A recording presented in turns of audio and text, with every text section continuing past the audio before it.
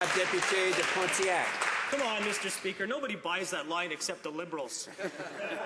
Ian Kerr, an expert in privacy, asked, why choose someone without any real privacy background? The privacy advocate asked why so many qualified candidates were simply ignored. All that is clear is that Conservatives grew tired of the previous commissioner's balanced approach. They want a commissioner who agrees with their warrantless wiretapping and supports mass data collection of law-abiding Canadians. Will they withdraw this nominee and bring forward a candidate qualified to defend Canadians' privacy rights? Secretary. Mr. Speaker, Mr. Tarion is a well-qualified candidate who brings significant experience in law and privacy issues to the position. The appointment was made following a rigorous process that identified Mr. Tarion as the best candidate. Again, Mr. Speaker, this party, that members say that they're champions of public servants, yet question the integrity of these servants who have experience, who put themselves so that they can serve Canadians. I ask the question, why does the NDP think that their position is completely is not hypocritical? Why do they continue to attack public servants? Shameful. The honourable member for Charlottetown. Monsieur le Président, le gouvernement donne l'apparence de bannir des employeurs abusifs du programme de travailleurs étrangers temporaires. Lors de la dernière année, au moins de 250 travailleurs temporaires se sont plaints d'être maltraités. En dépit de ces plaintes, la liste noire du gouvernement démontre qu'ils ont banni un total de 0 compagnie pour avoir maltraité leurs employés temporaires. Pourquoi le gouvernement ne surveille-t-il pas ce programme? Bravo. The Honourable Parliamentary Secretary. Well, Mr. Speaker, the purpose of the Temporary Foreign Worker Program is to provide employers temporary foreign workers when no Canadian is available for the job. And if employers violate the rules and regulations of this program, they are held to account. But every time we brought in measures like establishing a blacklist to publicly name and shame employers who violate this, we actually have current legislation in place to establish financial penalties for those employers who violate the rules and regulations. That party votes against it. Thank you, Mr. Speaker. The honourable member for Charlottetown. Well, they've named and shamed no one. In my province of Prince Edward Island, 11% of the workforce is ready, able and willing to work and can't find a job. At the same time, the Conservatives have quadrupled the number of temporary foreign workers in my province. Now, what this program has done under the Conservatives' watch has distorted the labour market and driven down Canadian wages. Why is it that the government oversight of this program is next to non-existent? Here, here. Honourable Parliamentary Secretary. Well, Mr. Speaker, it was the Liberal Party that brought in the low-wage stream for the Temporary Foreign Worker Program. And when the Liberals were in power, temporary foreign workers were coming from outside the country as exotic dancers and strippers. I don't think that's the type of program Canadians want. That's why we've made strong changes to hold employers accountable for this program. The honourable member for Charlottetown. We know the Conservatives don't care about Atlantic Canada, so let's try out west. The president of the Alberta Federation of Labour says the temporary foreign worker program has gone off the rails and is driving down wages. The Alberta Jobs Minister says what you really need is to bring compliance measures into that program and enforcement measures to punish those who abuse the program. Why has the federal government let abuses of this program become so pervasive? Here, here. Honourable Parliamentary Secretary.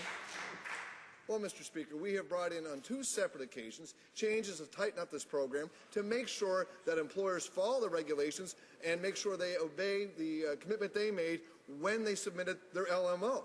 We've made strong changes to hold employers accountable, establishing a public blacklist. We've also brought legislation in place to make sure that employers can be held accountable financially. But that party, when we bring these changes forward, votes against it. And as late as this week, Mr. Speaker, we had Liberal members of Parliament crossing the floor and asking the minister to bring more temporary foreign workers into their ridings.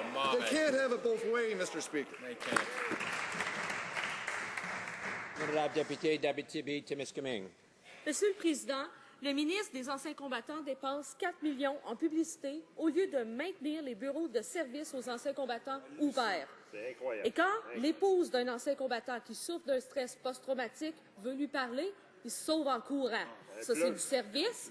Puisqu'il n'y a aucun respect pour les anciens combattants, est-ce qu'il peut au moins mettre l'argent à la bonne place, c'est-à-dire dans les programmes, au lieu de le gaspiller dans de la propagande inutile? Bonne question. Honourable Parliamentary Secretary. Mr. Speaker, the services and programs available to Canadian veterans are wide-ranging and among the best in the world. Veterans have access to a network of 4,800 mental health professionals nationwide, top-of-the-line medical treatment, and generous financial benefits, Mr. Speaker. It is important that we communicate with Canadian veterans to ensure they are aware of the services and program available to them. Député d'Abitibi, Témiscamingue. Jenny Mignot, l'épouse d'un ancien combattant atteint de stress post-traumatique, dénonce justement le manque d'appui aux familles des anciens combattants. C'est pour ça qu'elle est allée à la rencontre du ministre des anciens combattants. Mais elle n'est pas la seule à se sentir mise de côté et oubliée par un gouvernement qui cesse d'utiliser les anciens combattants à des fins partisanes pour ensuite mieux couper dans leurs services. Est-ce que le ministre va cesser de sa campagne de relations publiques à la télévision et investir dans les programmes pour nos anciens combattants et leurs aidants naturels? C'est clair. The Honourable Parliamentary Secretary. Mr. Speaker, each year, Veterans Affairs invests $3.5 billion, of which 90% goes directly to veterans services. Less than 1% of the total budget is spent on advertising, Mr. Speaker. This means that every dollar spent on advertising, Veterans Affairs spends on more than $800 on programs and benefits for veterans themselves, Mr. Speaker. The Honourable Member for Dartmouth, Cole Harbour. Thank you, Mr. Speaker. The minister expects people to believe that he didn't know that Ms. Mignot was the spouse of a veteran, even though she said flat out, "I'm just a vet's spouse," while standing a few feet away. Instead of showing her basic courtesy, he and his staff bolted. Mr. Speaker, it's pathetic.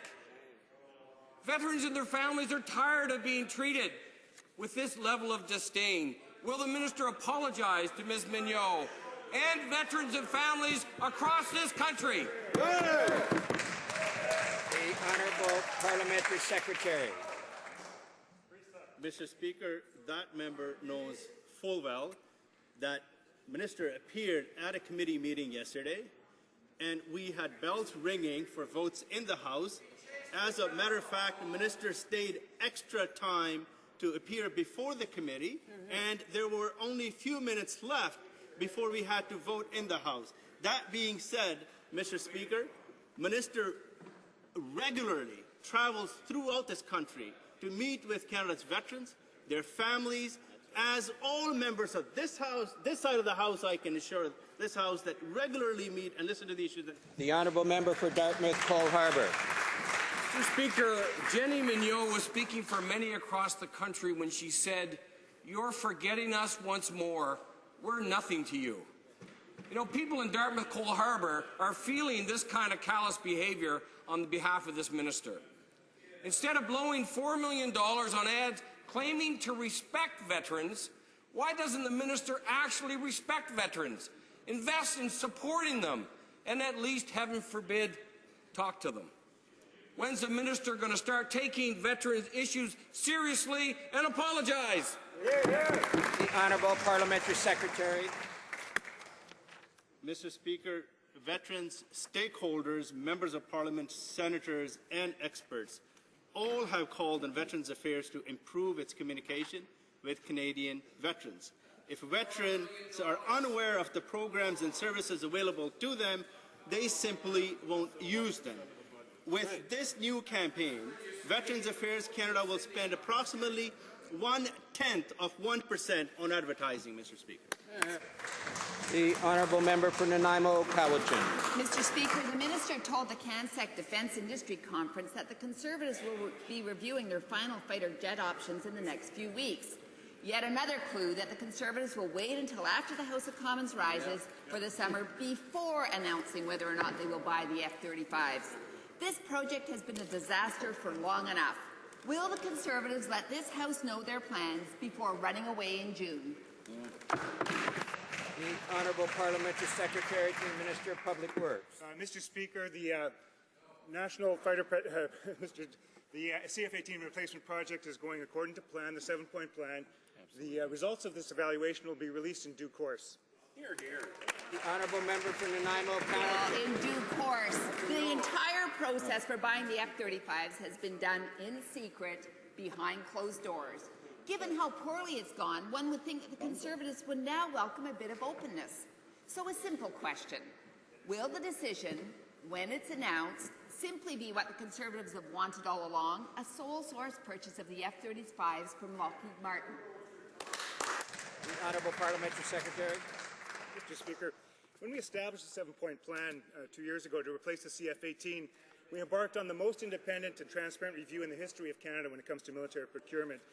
The independent panel ensured the evaluation of options was conducted by with the RCAF's engagement, and it was both rigorous and impartial. Over the next several weeks, we'll be carefully reviewing a number of options. We'll also be looking at classified and non-classified information to make sure that the information that is revealed to Canadians is sensitive to the bidders, and will remain committed to respecting taxpayers' dollars. Thank you, Mr. Speaker. L'honorable député de Saint-Jean. Monsieur le Président, Eurofighter et Dassault ne devraient pas avoir à convaincre le gouvernement de tenir un appel d'offres ouvert et transparent. Ça devrait être évident. Si les conservateurs avaient réellement à cœur la bonne gestion de l'argent des contribuables, pourquoi refusent-ils de procéder à un concours qui nous permettrait d'obtenir le meilleur avion chasseur au meilleur prix? Alors, est-ce que le gouvernement va s'engager à procéder à un appel d'offres ou est-ce qu'il va continuer à signer un chèque en blanc à Lockheed Martin? Monsieur le Président, lorsque nous avons dressé le plan de 7 points en vue d'un remplacement des CF-18, nous avons entrepris l'examen le plus indépendant et le plus transparent de l'histoire du Canada. Un groupe d'experts indépendants s'est assuré que l'évaluation des options par l'aviation royale canadienne soit à la fois rigoureuse et impartiale. Au cours des prochaines semaines, les ministres examineront soigneusement divers rapports en vue de prendre une décision sur le remplacement de la flotte canadienne actuelle d'avions de chasse CF-18. Notre gouvernement reste déterminé à respecter l'argent des contribuables et également tout en veillant à ce que les forces armées canadiennes disposent d'un bon avion au bon prix. Merci, Monsieur le Président. L'honorable député de Gatineau. Ce sera une période de questions. Ce sera une bonne question sur la Cour suprême, Monsieur le Président. Selon la loi sur la Cour suprême, les 3 juges du Québec doivent être choisis parmi les juges de la Cour d'appel ou de la Cour supérieure du Québec ou encore parmi les avocats en exercice membres du barreau du Québec.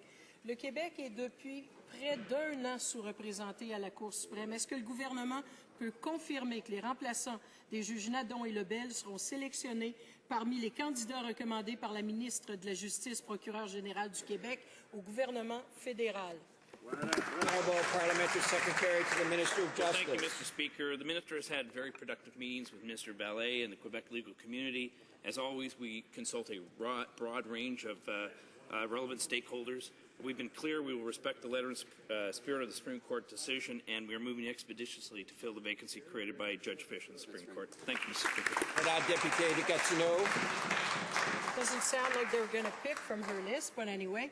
Le ministre de la Justice a affirmé vouloir nommer le remplaçant de Nadon avant l'été. Il restait très exactement 21 jours avant le solstice d'été. Est-ce que le gouvernement peut nous dire plus précisément quand exactement le Québec va pouvoir compter sur toute la représentation qui lui est due à la Cour suprême?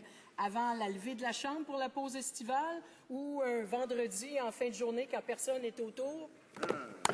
Parliamentary Secretary. Well, I know that member, Mr. Speaker, wants the minister to consult broadly with relevant stakeholders in the province of Quebec, which he is doing, and we're moving as expeditiously as possible to fill the vacancy created by Justice Fish. Thank you, Mr. Speaker. L'honorable député de Saint-Laurent, Cartierville.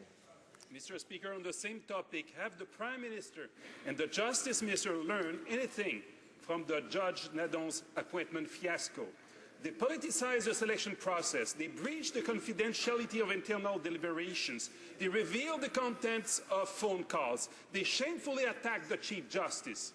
So in the process to replace Justice Lebel, the question is on Justice Lebel replacement. What will they do to avoid repeating such a shameful and appalling debacle? Here. Honourable Parliamentary Secretary. Well, Mr. Speaker, if he's looking for individuals who breached confidence, he perhaps should look more on his side of the House than on this side of the House. But the Minister has made it very clear he's consulting broadly with relevant stakeholders in the province of Quebec, including the Quebec Minister of Justice, and will move expeditiously to fill all vacancies on the Supreme Court. That's a shameful accusation that he cannot sustain outside, Mr. Speaker. That's right. Monsieur le Président, quand le ministre des Infrastructures a lancé le nouveau Fonds Chantier Canada le 28 mars dernier, il a déclaré que les provinces et les municipalités, je cite, peuvent maintenant soumettre des demandes de financement. Maintenant. Pourtant, dans le site de la Fédération canadienne des municipalités, on peut lire que les ententes de financement avec les provinces et territoires n'ont pas encore été négociées. Pas encore. Comment le ministre explique-t-il cette contradiction entre le maintenant d'hier et le pas encore d'aujourd'hui, qui met à risque la saison de construction, alors que le dernier trimestre a donné le pire résultat économique en 3 ans? The Honourable Parliamentary Secretary. Well, thank you very much, Mr. Speaker. On the contrary, Mr. Speaker, the new Building Canada plan is open for business. All of the information that the provinces and the territories require is all available on the website. And, Mr. Speaker, the process with respect to applications, with respect to provinces identifying project priorities, is exactly the same as it was under the original Building Canada plan, which has existed for the past 7 years. The Honourable Member for Sydney, Victoria. Well, Mr. Speaker, Cape Breton Regional Municipality, like many other municipalities across the country, are faced with environmental deadlines for their wastewater treatment, along with other critical infrastructure needs. But in order to complete these processes, the Conservative government has not brought any money to the table. And we're well aware that we're into the construction season right now, and Building Canada Fund does not even have an application process in place. So why is this Conservative government laying down municipalities right across this country? Here. The Honourable Parliamentary Secretary. Thank you, Mr. Speaker. In fact, Mr. Speaker, as I explained earlier, the process is in place. All the information that municipalities, that provinces require is on the Infrastructure Canada website. The new Building Canada plan, Mr. Speaker, is open for business. In fact, many municipalities are already identifying their infrastructure project priorities. And just days ago, Mr. Speaker, we announced funding for an important transit project in Edmonton. Mr. Speaker, we're getting the job done. Honourable Deputy de Québec. Monsieur le Président, les conservateurs semblent avoir des difficultés à respecter le droit à la vie privée des Canadiens. Les modifications qu'ils proposent dans leur projet de loi sur le budget permettraient aux employés de l'Agence du revenu du Canada de transmettre à la police les renseignements personnels des contribuables, et ce, sans mandat. Hier, le NPD a proposé un amendement afin de mettre en place un mécanisme de surveillance judiciaire, mais les conservateurs ont voté contre. Pourquoi les conservateurs ont-ils si peu de respect pour le droit à la vie privée des Canadiens?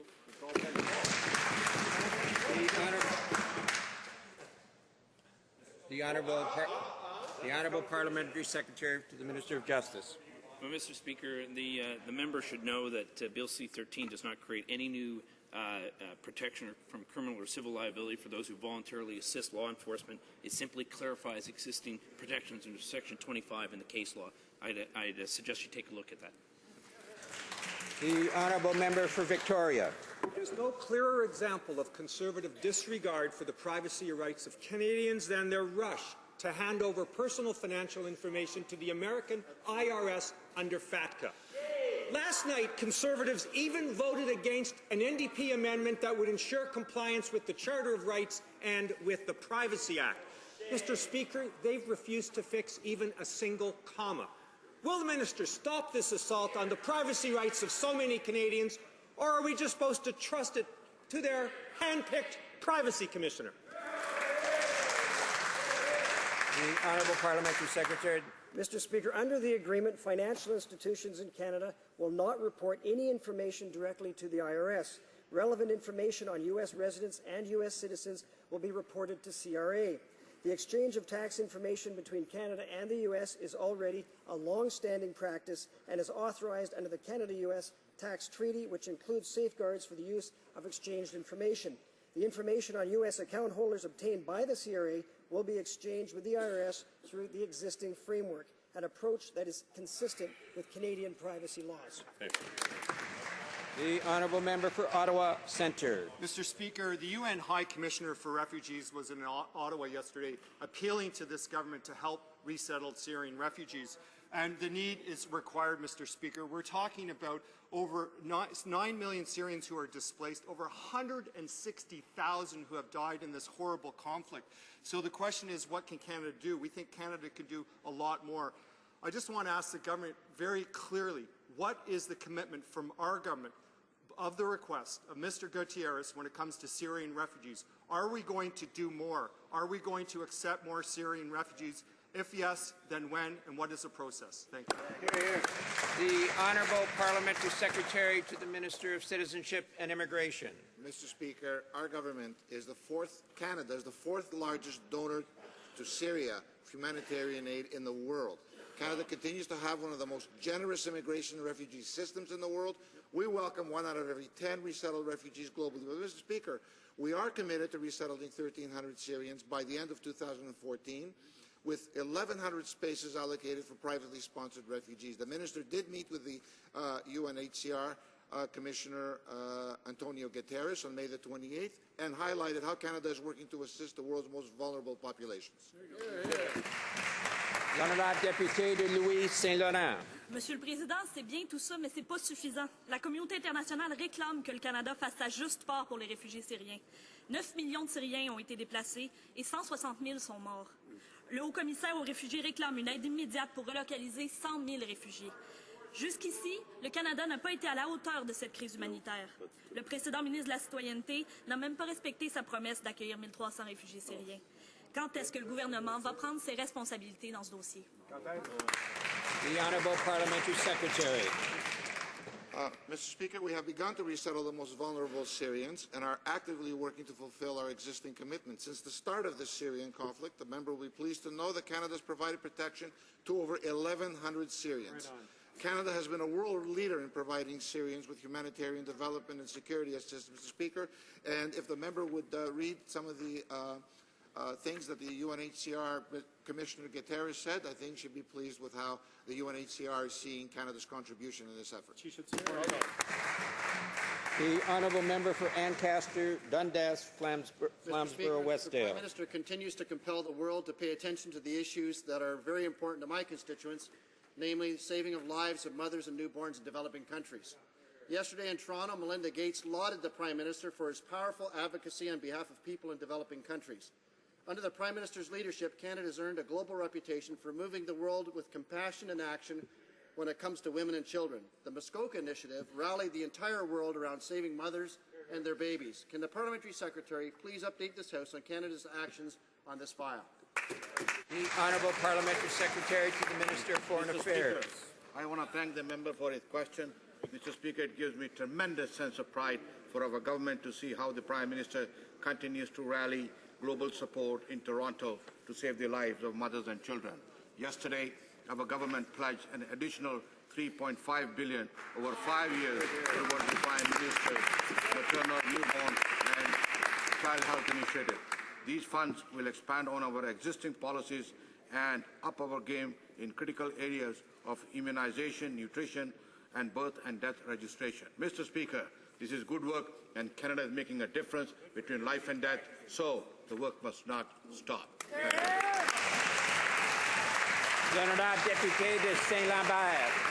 Monsieur le Président, plusieurs organismes d'alphabétisation aux adultes ont été victimes des coupures fédérales.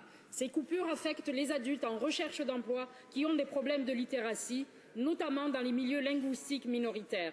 Tandis que le Centre de documentation sur l'éducation et la condition féminine de Québec perdra 400 000 $, le Center for Literacy de Montréal et le Réseau pour le développement de l'alphabétisme et des compétences subiront certainement le même sort. Pourquoi le ministre coupe-t-il dans le financement d'organismes qui font un travail extraordinaire pour l'alphabétisation des adultes? The Honourable Parliamentary Secretary to the Minister of Employment and Social Development. Well, Mr. Speaker, these organizations were informed 3 years ago that the federal government was changing the way it funded from core funding to project-based funding, so the money will actually get to people who need to learn how to read and write and improve their literacy skills. The department is open for business. These organizations can apply, submit programs that are based on this funding on a project-based format. We encourage them to apply, and we'll take a look at their applications. We want to make sure that people get the literacy skills and education they need to improve their lives. Thank you, Mr. Speaker. L'honorable député de Joliette. Monsieur le Président, la vérité, c'est que le ministre fuit ses responsabilités. C'est faux de dire que l'argent allait pour la paperasse. Les groupes populaires d'alphabétisation ont développé des outils pédagogiques essentiels pour rejoindre les adultes. Ils sont bien implantés dans leur communauté et forment un réseau solide. Pourquoi le ministre lève-t-il le nez sur leur expertise? The Honourable Parliamentary Secretary. Well, not true, Mr. Speaker. These organizations were informed 3 years ago that the way the funding was going to flow is going to be changing from core funding to funding actual projects which get to the people who need the literacy skills. We need to make sure that the money coming from the federal taxpayers supports people who need to learn how to read and write and improve their literacy skills. So we're going to continue to work with these organizations. We encourage them to apply. We're open for business. We want to work with them, Mr. Speaker. Honourable député de Laurier-Sainte-Marie. Mr. Speaker, today is the deadline to commit to making a pledge for the Global Partnership on Education. 250 million children worldwide are not able to read or write. Yet, education is the single most effective way to reduce poverty, and the GPE adds value to each dollar we invest. Mr. Speaker, did Canada send a letter today to indicate it would make a pledge? Yes or no? The Honourable Parliamentary Secretary to the Minister of Foreign Affairs. Mr. Speaker, let me say first to the member that, yes, we do agree with her. Education is very much important, Mr. Speaker. Part of our international aid budget, Mr. Speaker, is directed towards making education one of the priorities of international development. More specifically, Mr. Speaker, education for girls, as we have done in Afghanistan and as we continue doing in Nigeria and other countries. So, Mr. Speaker, as to the other question, I will advise the member in due course. Thank you very much. Député de Laurier-Sainte-Marie. Merci beaucoup, Monsieur le Président. Monsieur le Président, la question n'était pas tant sur l'éducation, je crois qu'on est tous d'accord là-dessus, mais sur la contribution du Canada au fonds, au partenariat global sur l'éducation. Monsieur le Président, on estime que si toutes les femmes étaient en mesure de terminer leur éducation primaire, il y aurait 66 % moins de morts maternelles. C'est un des meilleurs investissements qu'on puisse faire en matière de développement.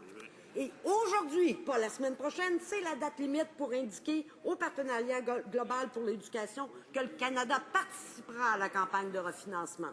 Est-ce que le Canada l'a fait? Oui ou non? Bravo. Honourable Parliamentary Secretary. Mr. Speaker, let me say this, that not only this, but yesterday, Canada stood up on the world stage for international development, and we pledged $3.5 billion, Mr. Speaker, for child maternity, which was out of, Mr. Speaker, of poor people in the developing countries. And as far as the education is concerned, yes, Mr. Speaker, Canada has contributed, will contribute towards the education. It's part of our development budget, Mr. Speaker, that we'll continue doing that, Mr. Speaker. Thank you very much. The Honourable Member for Cardigan. Thank you, Mr. Speaker. The government doesn't need to look much further than the spectacle of the parliamentary secretary pushing past the wife of a veteran with PTSD to know the millions they're spending on ads are not helping. These ads aren't helping our vets find jobs, and they aren't helping vets and their families find services. Will the minister apologise and appropriately redirect these funds to the veterans and their families who desperately need it? The Honourable Parliamentary Secretary to the Minister of Veterans Affairs. Thank you, Mr. Speaker. Mr.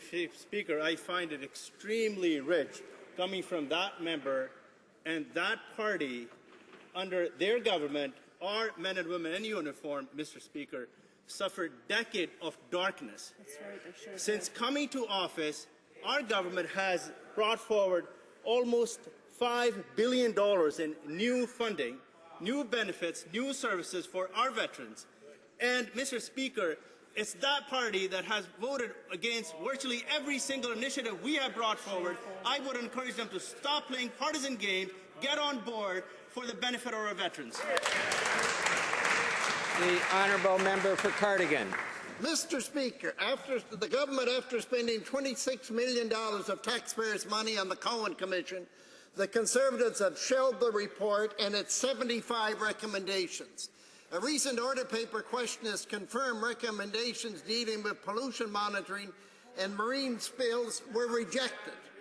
The government has also closed down the important DFO programs which deal with such problems as getting rid of the scientific documents and information. Why will this government not listen to the evidence-based scientific research, and what are they trying to hide? The Honourable Parliamentary Secretary. Well, thank you, Mr. Speaker. I find the questioning a little bit puzzling because, in fact, in 2004, I brought a motion to do a judicial inquiry on the Fraser River sockeye situation. In fact, it was his party that killed that motion, so we couldn't go ahead until we had the ability to do so. And in fact, we're committed to the long-term support of the salmon fishery in British Columbia, and that's exactly why we established the commission in the first place. And he'll know if he's taken a closer look at our economic action plans in the recent years that we've made some significant changes that support that fishery in British Columbia. The honourable member for Burnaby Douglas. Thank you, Mr. Speaker. In just 3 years, Conservatives have cut over $1 billion in research funding. And they have slashed the jobs of over 4,000 government scientists. Conservatives claimed cuts would all be to the back rooms, but StatsCan confirms frontline scientists were eliminated by the thousands. Muzzling scientists, gutting research funding, failing to collect data. This government's poor record and ideological cuts to research are hurting Canada's capacity for innovation. When will the Conservative war on science ever end, Mr. Speaker? The Honourable Parliamentary Secretary. Well, thank you, Mr. Speaker. Why don't we just let the experts comment on this? Referring to our budget, this most recent budget, David Bernard, chair of the Association of Universities and Colleges in Canada, said, Budget 2014 recognizes that a vibrant, innovative and competitive Canadian economy needs a world-class research system. Paul Davidson, president of the AUCC, said, with the investments in Budget 2014, Canada is signaling to the leading research nations of the world that it intends to compete with the best. Stephen Toope, the president and vice chancellor of the UBC, said, quote, I applaud the federal government's decision to spur greater Canadian leadership in global research and innovation. L'honorable député. Order. L'honorable député de Rivière-des-Mille. Oui, Monsieur le Président, je préfère me fier aux données de Statistique Canada plutôt qu'aux spins du bureau du Premier ministre. Selon les derniers chiffres de Statistique Canada, les conservateurs ont coupé plus de 1 milliard dans le financement de la science depuis 2011. La guerre à la science des conservateurs aura coûté l'emploi à 4 000 chercheurs fédéraux chargés de protéger notre sécurité et notre environnement. Quand les conservateurs vont-ils mettre fin à la guerre à la science?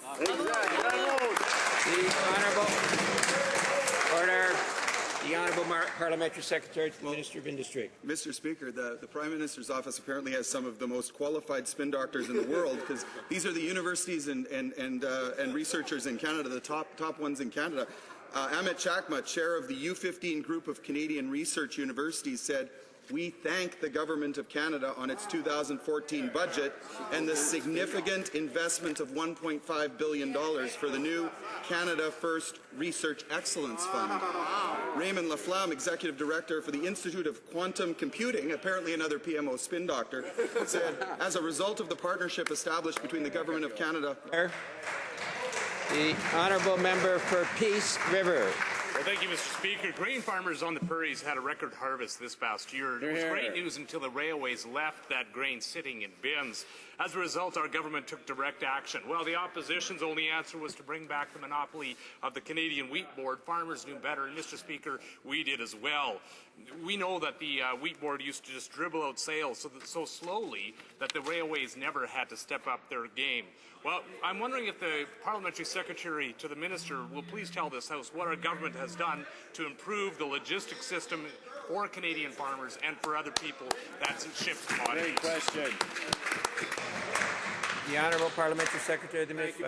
Thank you very much, Mr. Speaker. I'd like to thank the member from Peace River for his hard work supporting our Western Canadian grain farmers. Mr. Speaker, the Minister of Agriculture today is he's in Fort Saskatchewan announcing royal assent for the Fair Rail for Grain Farmers Act. Excellent. This legislation brings clear and achievable measures to get grain and other commodities to market in a predictable manner. It requires rail companies to move 1 million tons of grain per week and allows shippers to be directly compensated when the railways fail to meet their service obligation. Mr. Speaker. L'honorable député de Sainte-Modeste-Champlain. Monsieur le Président, dans toutes les régions du Canada, on se mobilise à l'égard des coupures annoncées par Post Canada. En Haute-Mauricie, après avoir diminué les services de Via Rail, on s'attaque à un autre mode de communication essentiel pour la survie des municipalités éloignées des grands centres. Et le gouvernement nous répète que ces coupures ne sont pas de son ressort. Doit-on comprendre que le gouvernement est indifférent à l'égard des petites communautés éloignées? Bravo. The Honourable Parliamentary Secretary to the Minister of Transport. Yeah, nonsense, Mr. Speaker. Now, the member should know that Canada Post is an arm's-length Crown corporation. It operates on a day-to-day basis, including its long-range strategic plans, Mr. Speaker. They do have a 5-point plan. Why? Because the Conference Board has done a study that indicates, as a result of moving 1 billion fewer letters than they did 6 years ago, and that trend forecast to go into the future, they could be losing as much as $1 billion annually. Mr. Speaker, something needed to be done. Canada Post has taken action. I refer her comments to Canada Post instead. L'honorable député de Chambly-Bordua. Monsieur le Président, hier, le président Barack Obama a pris le taureau des commotions cérébrales par les cornes en invitant 200 experts sportifs et parents pour se pencher sur le problème. Pendant ce temps, au Canada, les conservateurs se tournent le pouce et se contentent de vanter des applications mobiles qui font rien de concret pour régler ce fléau. Quand est-ce que le gouvernement va enfin mettre ses culottes et réaliser que les commotions cérébrales dans le sport amateur sont de problèmes réels et qu'il faut agir et pas juste se contenter d'applications mobiles? Un peu de vraie action, s'il vous plaît. Bravo. The Honourable Parliamentary Secretary. Well, actually, concussions are something that I know a little bit about, having endured one now for a couple of months and continuing to deal with concussion. I can tell you that Canada is actually a leader when it comes to investing in healthcare research. We are the single biggest investor in healthcare research in the entire country, investing over $1 billion. And I was very pleased earlier this year to make a very sizable announcement out in Toronto, investing in acquired brain injuries. So thank you for that great question. The Honourable Member for Prince Edward Hastings. Well, thank you, Mr. Speaker. Yesterday, the Minister of International Trade appeared at committee to provide an update on Canada's Global Markets Action Plan. The NDP critic, yeah, they were there. They never miss an opportunity to put their anti-trade diatribe front and center. The Liberal critic, MIA, yes, missing. The member from Toronto Centre, of course, absent. Like the Liberal record on international trade, Mr. Speaker, our government knows that with trade comes prosperity. Can our outstanding Parliamentary Secretary to the Minister of International Trade please advise this House on our government's positive trade record? The Honourable Parliamentary Secretary. Mr. Speaker, and I'd like to thank the member from Prince Edward Hastings for his long-time support opening markets for Canadians. And I'm proud that this government has signed agreements or concluded agreements with 38 countries, Mr. Speaker. Wow. This week, we're expanding the Canada-Israel Free Trade Agreement. Compare that, Mr. Speaker, with the 13 years of Liberal government with only 3 trade agreements. Now, the opposition NDP continue their decades-long opposition to trade, but at least their trade critic plays an active role at Trade Committee. The Liberal trade critic has missed 69 witnesses, Mr. Speaker. Order. L'honorable député de Haute-Gaspésie, Lametti-Matane-Matapédia. Quand le gouvernement fédéral a accordé le plus gros contrat naval de son histoire en écartant le chantier maritime d'Évis au Québec, il a vanté la rigueur du processus et le NPD claironne même partout qu'il s'agissait d'un grand jour pour le Canada. On voit les résultats. Le chantier de Vancouver est incapable de faire la job. Le brise-glace promis coûtera 1,3 milliard de dollars, 2 fois plus que prévu, et aura un retard de 8 ans. Il y a pourtant une alternative. Le chantier Davy a envoyé une proposition fédérale pour construire le brise-glace au prix voulu et dans les délais voulus. Pourquoi le gouvernement a-t-il rejeté du revers de la main la proposition du chantier Davy? The Honourable Parliamentary Secretary. Monsieur le Président, la sélection des chantiers Irving et Seaspan s'est faite suivant la procédure d'approvisionnement en matériel militaire la plus ouverte et la plus transparente de l'histoire canadienne. Et ce n'est pas seulement moi qui le dis, c'est la vérité générale, et je cite, « La sélection de deux chantiers navals a été fructueuse et efficient et s'est déroulée indépendamment de toute influence politique conformément aux règlements et aux politiques de gouvernement de façon ouverte et transparente. » I should add, Mr. Speaker, that this strategy is going to add 15,000 jobs over 30 years, including in British Columbia and Halifax. In the case specifically that the member mentions, Davy was not awarded the bid. Honourable député de Haute-Gaspésie-Lamothe-Matapéria. Monsieur le Président, c'est en septembre qu'aura lieu à Montréal la Coupe Québec des Nations 2014.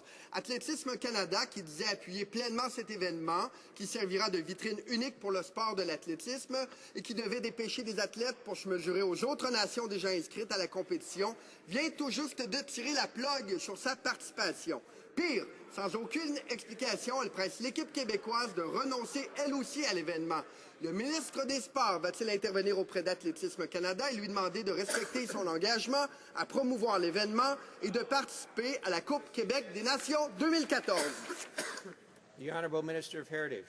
Merci, Monsieur le Président. Je veux remercier mon collègue pour la question et ça me donne la chance de dire comment on est fiers de nos investissements dans les sports au Canada et hors du Canada. On pense évidemment aux coupes qui s'en viennent. Coupe du Monde va être une chance pour tous les Canadiens de célébrer quand tout le monde va venir ici au Canada, vont participer, vont donner à notre économie un montant qui va nous aider à, encore une fois, desservir les populations comme il faut. Je veux aussi dire que le ministre de Sport est engagé avec ce dossier. Il va continuer de l'être. Il va être là pour célébrer avec les Canadiens. Honourable député de Haute-Gaspésie-Lamothe-Matapéria. Je pense que la ministre ne comprend pas tout à fait le dossier dont on parle aujourd'hui. Elle n'explique pas du tout non plus le changement drastique de la position d'Athlétisme Canada qui disait un jour que la Coupe Québec des Nations est un événement formidable et s'engage à en faire la promotion, mais qui, quelques semaines plus tard, tente soudainement de faire dérailler l'événement en s'en retirant brusquement et en pressant même le Québec de ne pas y participer. Est-ce que ça ne serait pas par hasard que le ministre des Sports serait lui-même intervenu dans le dossier pour faire en sorte que la Fédération d'athlétisme retire son appui à la Coupe Québec des Nations 2014? That brings to an end the question period. I suppose we should allow the minister to respond to the question. The Honourable Minister of Heritage and Official Languages. Avec plaisir, Monsieur le Président. Alors, encore une fois, peut-être que mon collègue ne m'a pas entendu, mais j'ai clairement dit que le ministre de Sport est très engagé avec ce dossier. Il va continuer à l'être. On est bien fiers de recevoir la Coupe du Monde. On a fait ce qu'on aime faire, c'est de supporter, d'appuyer nos athlètes ici à travers le Canada quand ils sont chez nous et quand ils sont hors de nos frontières. Mais encore une fois, c'est à notre ministre de Sport qui va continuer à engager sur ce dossier et participer à célébrer cet événement.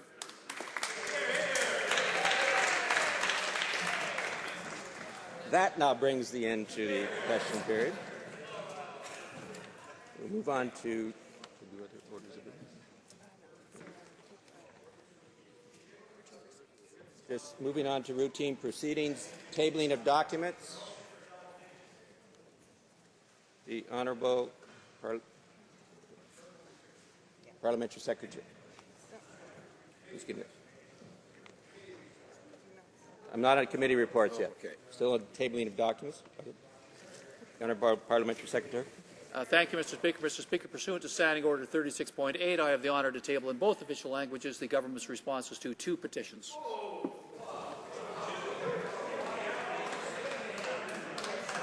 Order. Introduction of government bills. Dépôt de projet de loi émanant du gouvernement. Statements by ministers. Déclaration des ministres. Rapport de délégation interparlementaire. There's any reports from committees? Présentation de rapport du comité.